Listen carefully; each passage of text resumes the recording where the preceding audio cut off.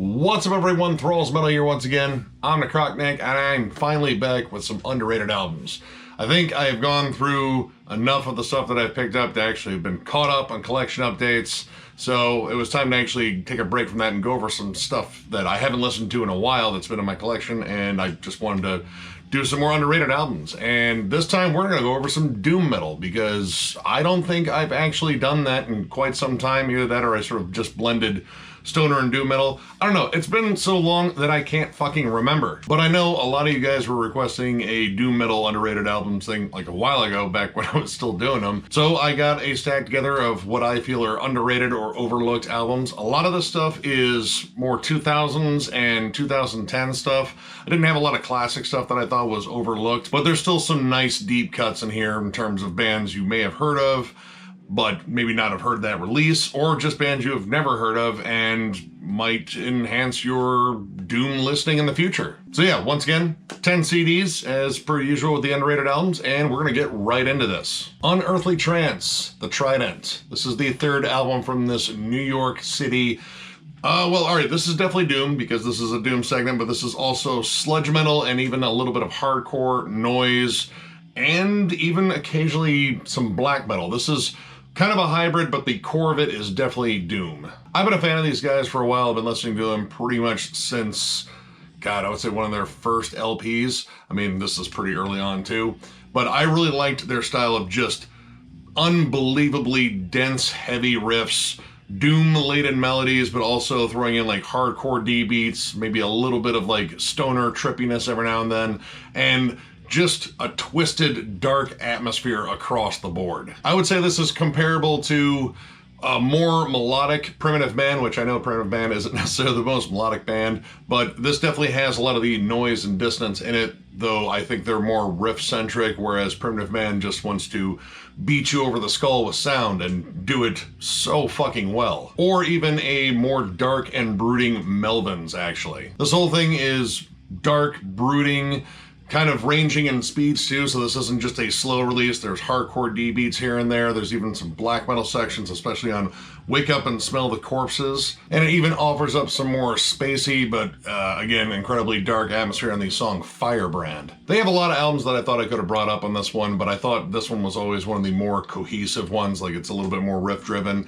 It does like to go far into the noise spectrum on the last track, Where the Unbelievable is Ordinary, which is just pretty much pure noise for, well, entirely too long, at least in my opinion. It's just scathing ambient noises and just twisted shit.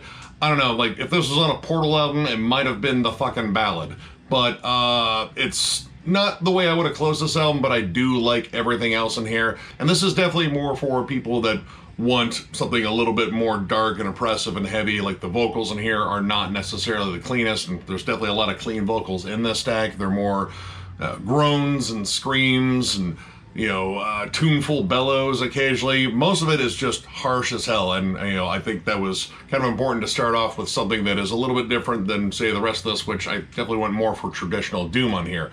But this album is flat out awesome. I certainly recommend this band in general because I think most of their releases are really fucking good. Again, if you are a fan of sludge metal and hardcore as well as doom, I would definitely recommend this album, and actually a lot of releases by this band in general. So yeah, check it out. Argus, Boldly Stride the Doomed. So the second album from this Pennsylvania-based doom metal band, and this is classic doom metal meets classic heavy metal. So this is definitely a far more melodic offering than the first one here. This is loads of classic heavy metal harmonies played through a doom filter. So just when you think all the melodies are ascending and triumphant, they bring you right back down to the soul-crushing weight of doomy reality. But they do it incredibly well, and honestly, this was one of my favorite ones to come back to because I hadn't jammed this album in a while, and holy shit, it's just catchier than hell, especially if you like classic doom like Trouble, Candlemass, or I would even say like a newer band that definitely embodies that sound, Crypt Sermon. It has that vibe. The vocals on here are absolutely amazing. He has a great gruff delivery. The vocal hooks are prominent. The chorus on Wolves of Dusk is absolutely amazing. It's like he's pleading with death or a demon or something. I don't know, but he's pleading with it. to have mercy on them, and it's just such a cool hook. And then you get back to the verses, which have this great heavy metal gallop to it, but this giant doomy tone to it. I love the production on it. It's very rich sounding, very analog. It has just the right amount of compression. The bass is actually prominent in the mix and actually participates very well with all the harmonies. I would say you could call this epic doom metal, maybe a little bit. It's epic, but it doesn't come across as cheesy, at least. Like, all the songs feel just invigorated and driving. Like, you have these great heavy metal gallops, as I brought up before, but these really cool, like, doomy riffs with, like, kind of heavy metal harmonies on top of them. And I don't know, it just kind of gives this whole album a very classic vibe despite coming out in 2011. The songs are very catchy and melodic, but you still have just massive, oppressively doomy sections, especially on the latter and Pieces of Your Smile, which is over 10 minutes and just is fucking doomier than hell. There's great atmosphere in here. The song 42-7-29, which might be a date, I don't know. Anyway, it has a gorgeous piano outro on there, and there are, you know, church bell chimes throughout it to kind of add that extra oppressiveness. I don't know, there's something about church bell chimes in metal that makes church sound maybe just as evil as it might be. I don't know. I'm not a churchy person. I have opinions. But anyway, this is an absolutely awesome album. I have one other album by them that I think is also really good, but this is the one that sold me in the band, and this is the one that is now reminding me that I need to get more Argus in my collection. So if you have never jammed this band before and you love classic sounding doom, holy shit, check this album out. It's fucking amazing. The Devil's Blood, The Time of No Time, Evermore. This is the debut album from this Dutch... Alright, I might be reaching here and calling this doom metal, but it is doom rock? Occult rock? I don't know. I've been trying to find ways to shoehorn this band into different videos just because they're not necessarily metal, but they kind of fit the vibe because they're so dark and spooky, and I fucking love them. So here they are, and I don't care if they're not actually doom metal because I want to bring them up. This band was started by brother and sister Frida and Salim Lamucci, and they wanted to go for that sort of early, maybe krautrock, proto-metal sound, like very early Black Sabbath, Deep Purple, but throw in a nice occult vibe to it, and oh my god, I love every single song on this album. There's a lot of stuff in here that reminds me of early Scorpions, like the Uli Jon Roth era. There's a proggy flair to some of their song construction, but holy shit, these songs are very catchy. Like, they kind of have that odd catchiness that Blue Oyster Cult has. There are tons of classic rock hooks in here, but it's the doomy atmosphere that really adds to it. It kind of makes it more heavy than arguably it actually is. Because this isn't necessarily the heaviest release, but it's the whole vibe of it. Frida has these haunting vocals, and they're incredible. I love her vocal style. She's doing really well in her band Molasses now, because this band unfortunately has a very tragic end, and we'll get to that. The only thing missing to make this metal would be some slightly heavier guitars, because they have that more warm analog sound of classic rock, and they're not like bottom heavy. It does have heavier riffs. I particularly love the song Christ or Cocaine. That one has such an old school, like Scorpions circa In Trance sort of vibe to it. The riff is absolutely infectious, and there are so many great fucking hooks on here. This is kind of what I think maybe more people expected out of Ghost in a way. Like, this is before they got much more popular in terms of like making their sound more lavish, more 80s. This is more rooted in early 80s, late 70s, I would say. I would say the most metal thing it touches, just in terms of like heavier vibe, is maybe like early Iron Maiden or some of the heavier cuts from Thin Lizzy. But again, it's the whole atmosphere. This does feel very doomy, very dark, very sinister, at least like for a Hammer film in the 1970s or late 60s. If this band existed in the late 60s and early 70s, they would have been scoring like acid rock fucking shit, and I don't know, some weird movie with like Peter Cushing and fucking Troy McClure or Christopher Lee. Why not? Throw them all in the same movie with these guys scoring it. I would have fucking watched it. But I love every track on this album. I love their follow-up. I love all their albums, actually. I brought up their debut EP not too long ago, and I'm pretty sure I gushed about that one. Now again, this does have a tragic end, unfortunately, because Salim actually took his own life years ago after their last album, and well, that was pretty much it for the band. They didn't want to continue without him because he was their main guy in terms of songwriting, and I mean, obviously it devastated Frida as well, and that sadly was pretty much it. Now this band does have a limited number of releases just in terms of studio albums and EPs and such. So maybe somewhere along the line I'd like to do a retro review for this band, just because while I wouldn't necessarily describe them as metal, they are definitely metal adjacent and they have the vibe. And the type of metal that I think they are closest to is definitely doom metal, which is why they're on this list. If you've never jammed this album, I strongly recommend it. It is one of the catchiest albums in this entire fucking stack. In terms of retro rock, anything that I have, like, this is unbelievably catchy, and with the production you'd swear it was actually recorded during the era they were going for. So I'm just gonna say I strongly recommend this band in general. Jam any of the releases, but if you're gonna start with one, start with this one because it is absolutely amazing. Check it out. Orchid, The Mouths of Madness.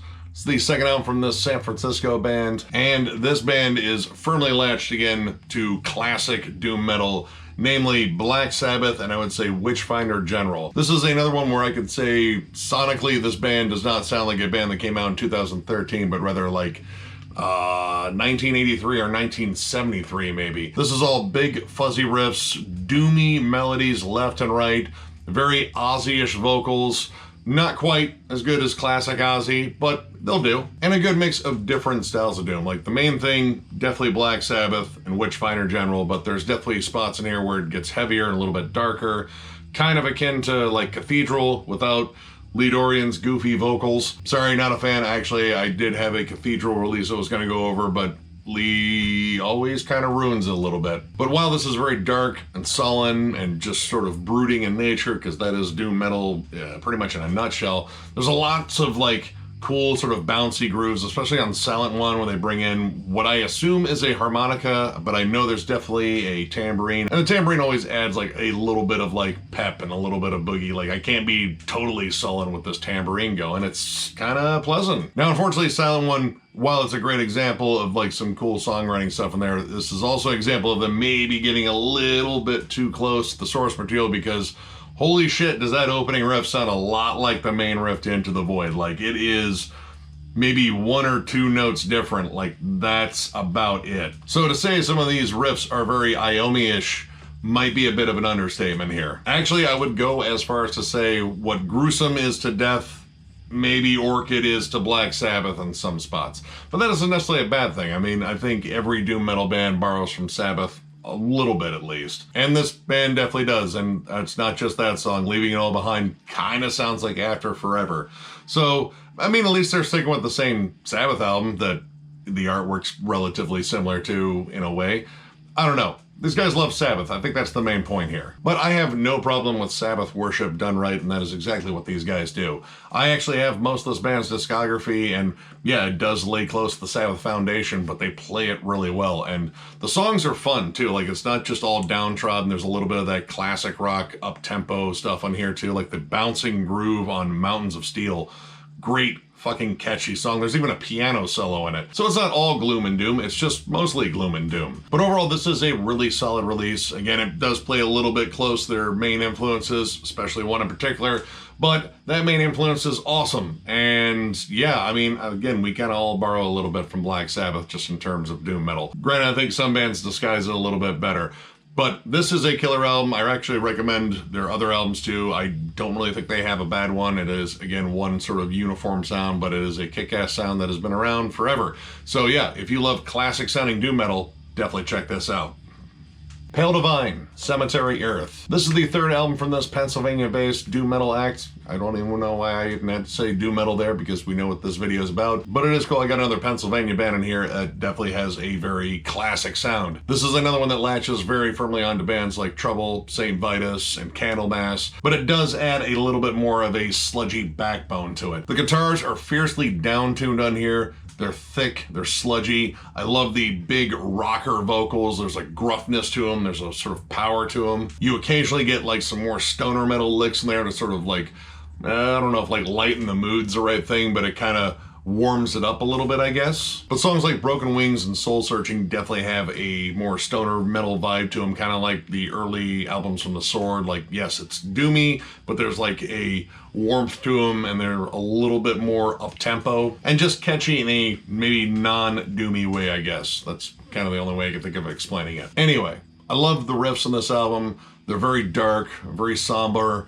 I feel This is a very emotional album too. Like there's a lot of just emotional weight to it, especially in the vocal delivery and even the riffs themselves. I think the longer songs in here in particular are the best cuts. I like when they take like a Bridge for a Walk or throw in some additional movements in there that are, you know, not necessarily something you would hear in a shorter song. Like it's not just, you know, verse, chorus, bridge, chorus. Like they kind of expand it out a little bit. And honestly, I even like the interlude on here, which generally I'll just skip past that, but there's some really great melodies on it, and it actually kind of works in terms of like transitioning to the next song well. Now this is the only album I own by this band, and I'm gonna have to correct that at some point because I know this band is still around. I know they put out an album fairly recently, like within the last 2 years or something. I picked this up when it came out as a reissue in 2014 on Shadow Kingdom Records, and this actually includes their 2006 demo and a live set from the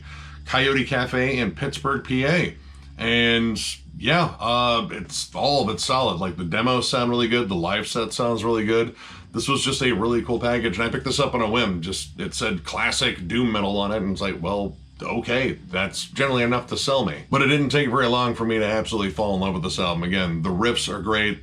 The emotional intensity of the album's awesome. Like this actually feels maybe a bit more personal way, and I kind of connect to that here lately.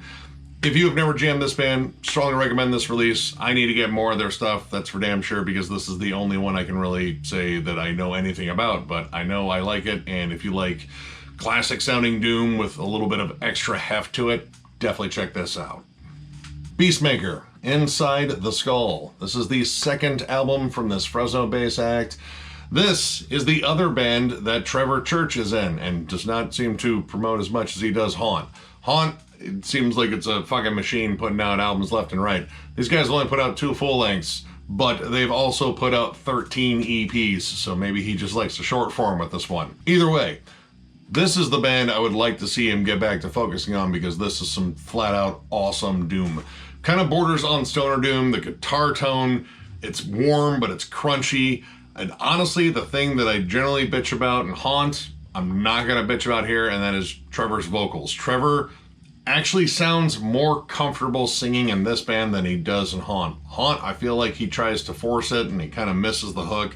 This one lowers it down, stays in a more comfortable range, adds that sort of weird underwater effect to his vocals, and boom, you get doom metal. And his riff writing talent is already there, and he just changed gears to just sullen and dreary and fucking nails it on here. Another one where I'd say there's a lot of Trouble, St. Vitus vibes to it, but also like Black Sabbath, namely Ozzy Black Sabbath. And honestly, there are some tracks in here where Trevor actually sounds a bit like Ozzy. Again, a more comfortable range. There's some haunting female vocals peppered in here too for atmosphere, but it's the riffs. Holy shit, the riffs on here are great. You get loads of that classic Sabbath sound, but you get stuff that is a little bit heavier, more akin to like High on Fire or the early albums from The Sword. The title track on here is very chuggy and very aggressive, and I like that little added heft to some of the songs, because this guitar tone on here is fucking monstrous. The atmosphere is great. It kind of has, again, like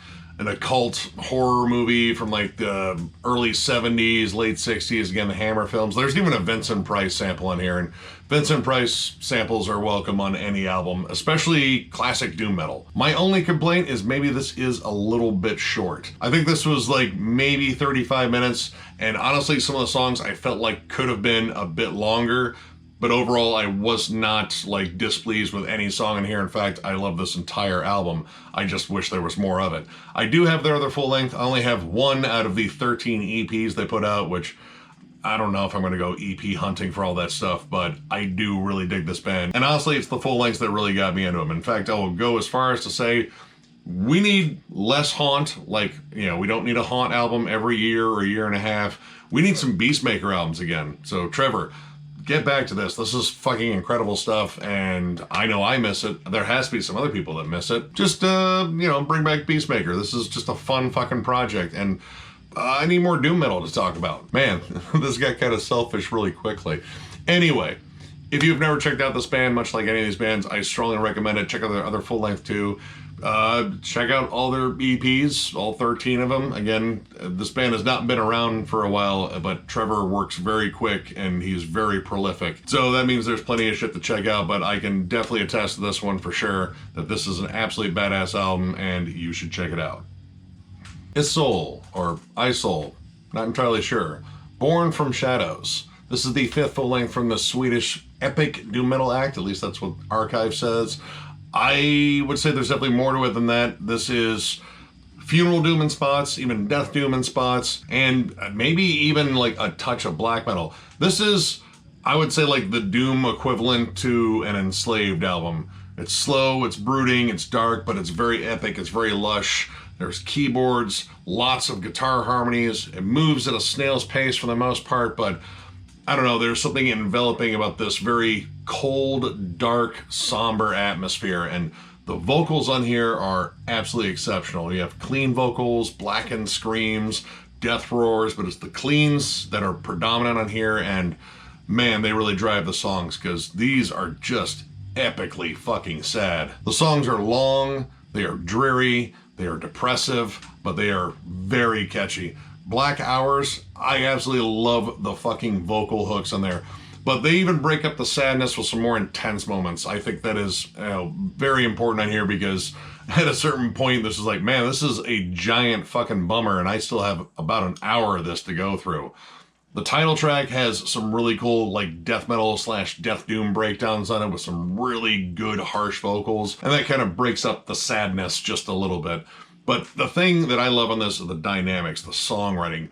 These are huge songs that don't just drone on forever. They actually have really cool movements. I would even almost call this progressive in some aspects. There's a lot of attention to detail in terms of the transitions, in terms of making these songs flow. The whole vibe of this album is just cold isolation, like being adrift in the fucking Arctic Ocean stuck on an iceberg, like you're alone and a polar bear is eventually gonna fucking maul you, or you'll just die of exposure. But either way, you're cold and alone. I think that's the main point I'm getting at here. And this just kind of captures that vibe. I have to say my favorite track in here, it might be Come to Me. There's something so somber about that song, but it's so damn catchy. Like, I'm willing to listen to that and just get enveloped by the sadness, but, you know, eventually come out of it, because I got like death metal to listen to lift me up, because that's my cheer me up music, kind of. Well, at least it's not like fucking sad or anything.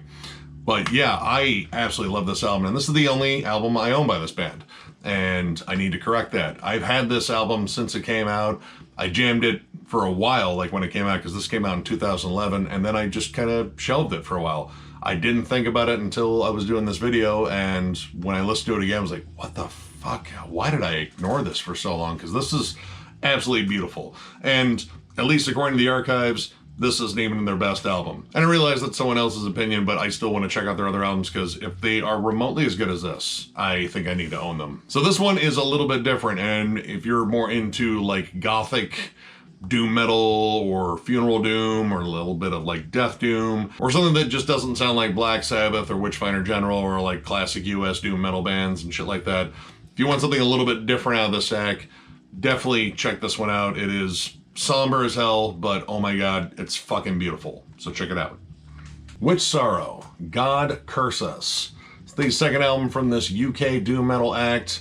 This is a husband and wife team too, which I think is kind of cool. And this one is definitely for the fans of Electric Wizard, because I imagine this band is also fans of Electric Wizard.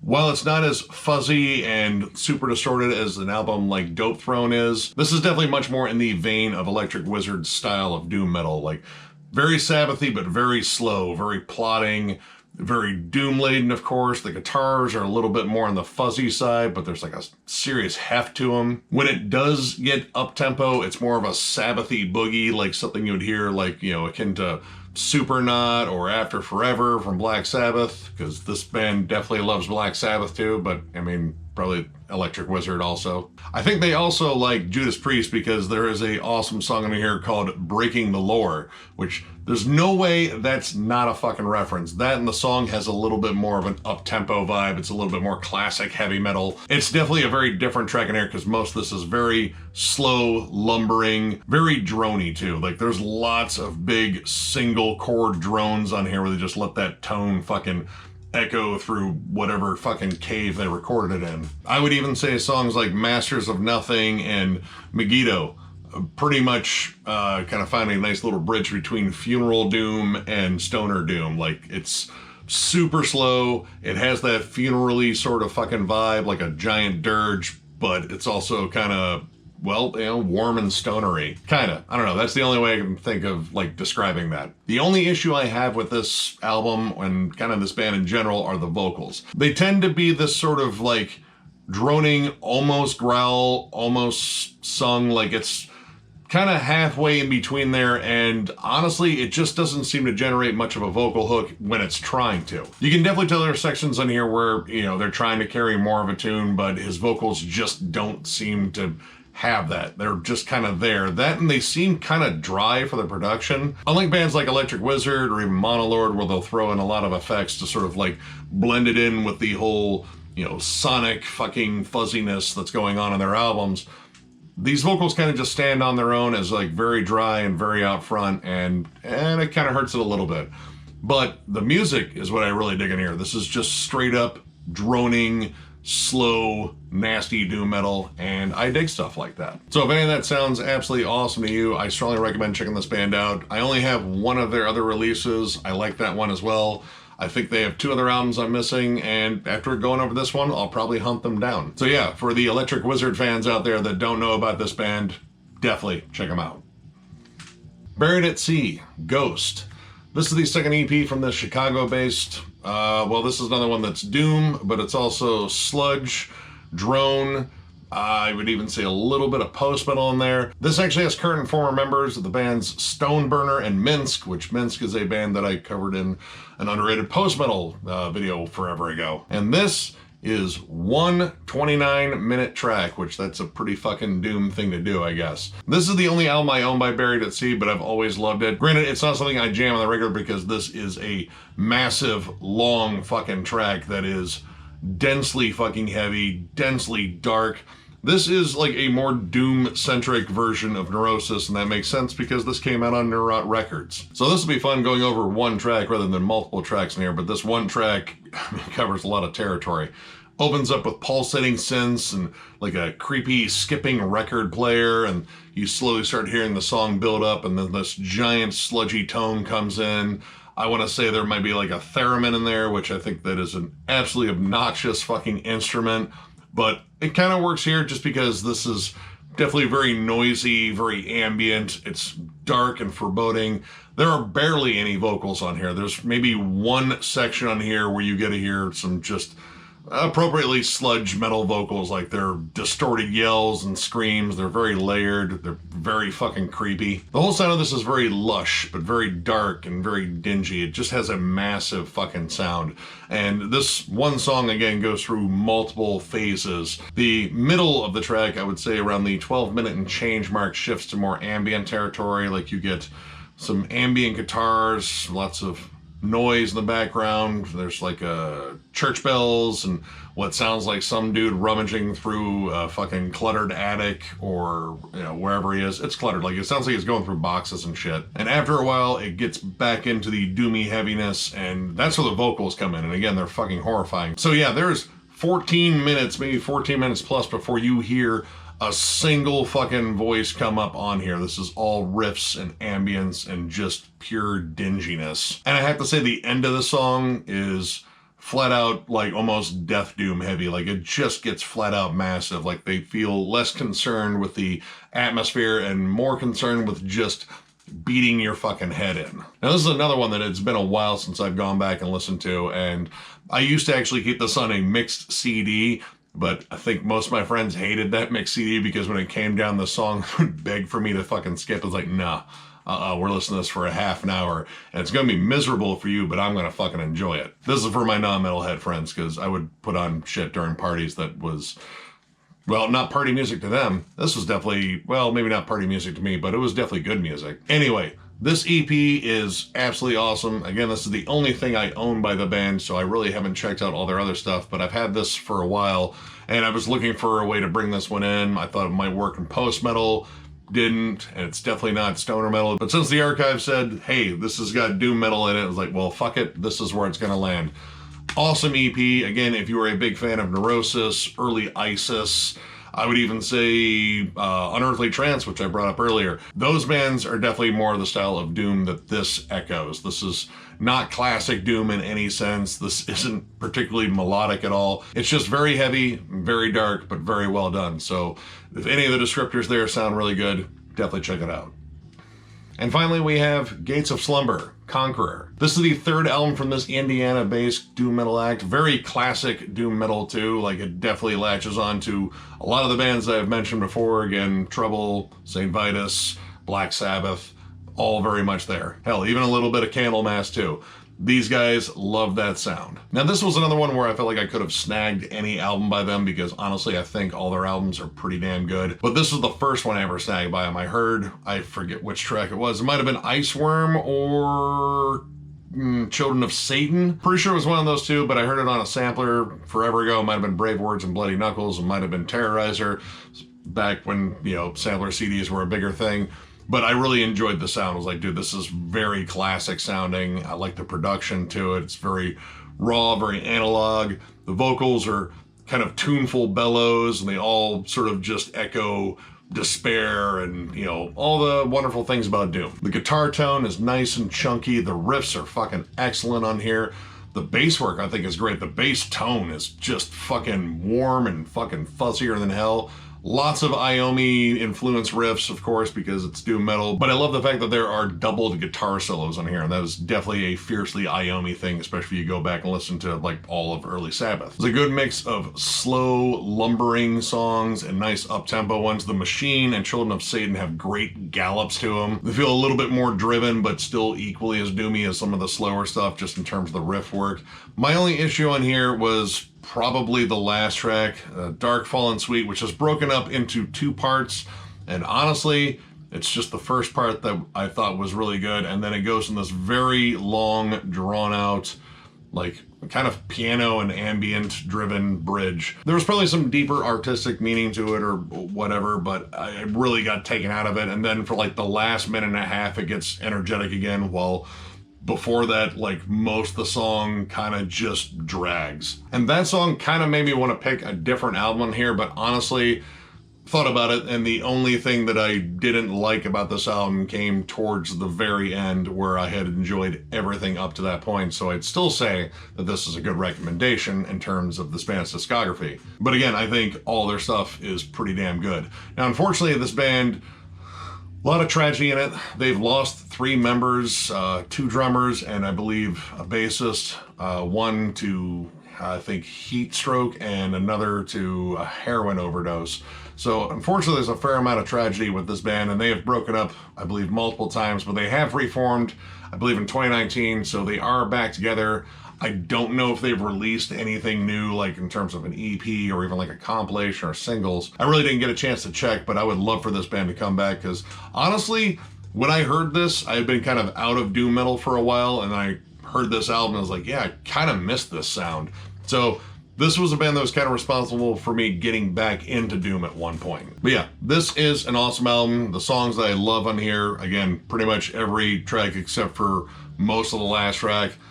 Great catchy riffs left and right. There's a big epic vibe to some of this. There's a big stony vibe to some of this. It's just a really good fucking album. But again, I recommend pretty much anything in their discography because I think it's just really solid. So yeah, if you've never checked out this band, this is not a bad place to start.